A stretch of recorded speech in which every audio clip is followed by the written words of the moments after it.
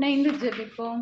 ஆண்டவரே, இயேசுவே, நீதியுள்ள நடுவராய் அரியணையில் வீற்றிருக்கிறவரே, உம்மை ஆராதிக்கின்றேன்.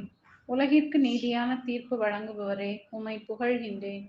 ஒடுக்கப்பட்ட எனக்கு அடைக்கலமாகவும் நெருக்கடியான வேளைகளில் புகலிடமாகவும் இருப்பவரே, நன்றி கூறுகின்றேன். இதயமே அனைத்திலும் வஞ்சகமிக்கது, அதனை நலமாக்க முடியாது. அதனை யார்தான் புரிந்து கொள்வர்?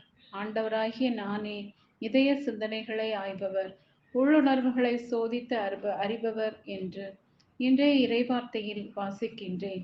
இயேசுவே, என் இதயத்தில் இருக்கும் உமக்கு உதவாத அனைத்தும் தீய நாற்றுகளும் இந்த நாளில் வேறறுக்கப்படட்டும். ஆண்டவரே, என் வாயில் சொல் உருவாகும் முன்பே அதை முற்றிலும் அறிந்திருக்கின்றீர் என்று வேதத்தில் வாசிக்கின்றேன். என் இதயத்தில் ஊடுருவி சிந்தனைகள், சொல்கள், செயல்களை ஆய்ந்தறியும்.